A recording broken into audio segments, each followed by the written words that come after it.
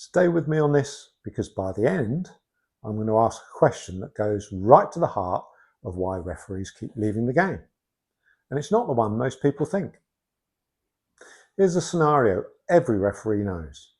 You've done the course, you've got the shirt, you turn up early for your first game, boots clean, whistle polished, nerves jangling. And somewhere between kickoff and the final whistle, you realise something very important. This job isn't hard because of the laws, it's hard because of everything around them. Now, hold on to that moment, because that's where the real conversation about referees actually starts. We've heard a lot recently about Ready to Ref. 1,000 new referees trained, 90 odd courses delivered. And that sounds brilliant, and it genuinely is. Rugby really needs people to step forward, and anyone willing to pick up the whistle deserves respect. But here's the uncomfortable truth from inside the game. Training referees is the easy bit.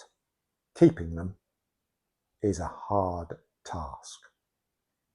Because referees don't disappear after courses, they disappear after matches. After the first one where nobody checks in with them, after the second one when they're probably sent miles from home, after the third where they're told they're not really ready to go to the next level but not told why. That's why the numbers alone don't tell the story. You see, we've been here before. Big recruitment drives, big targets. Remember the push to bring hundreds of women into refereeing? The intent was absolutely right, but intent doesn't referee games on Saturdays and Sundays. People do.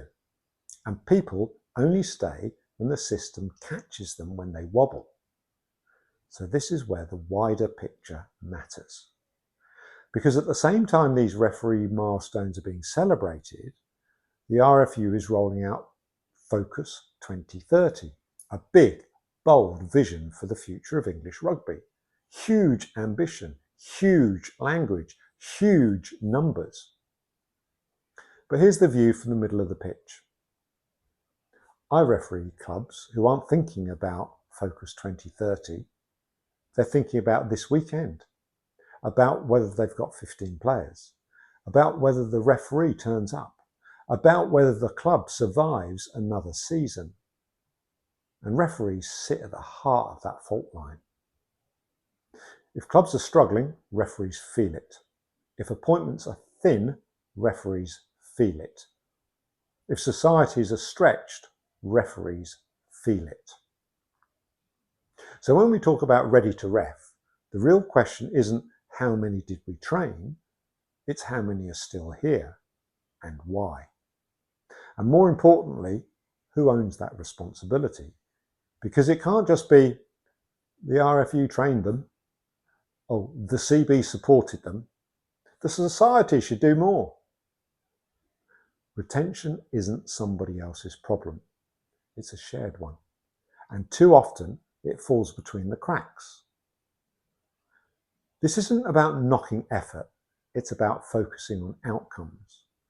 If we want a future where games are covered, clubs survive, and referees don't quietly walk away after 3 matches, then success has to be measured where actually the referees are. In appointments, mentoring, feedback and belonging. Not in headlines, not in slide decks, not in milestone posts. And now let me come back to the question I promised at the start. Why do referees really leave the game? It's probably not because they don't know the laws. It's because after the first whistle, too many feel like they're on their own. And until we fix that, no number, 1,000, 5,000 or 10,000 will ever be enough. My name's Gavin Chase from Advantage, the Ref Collective. And if you like this video and would like to see more, check out this and don't forget to subscribe, like and share.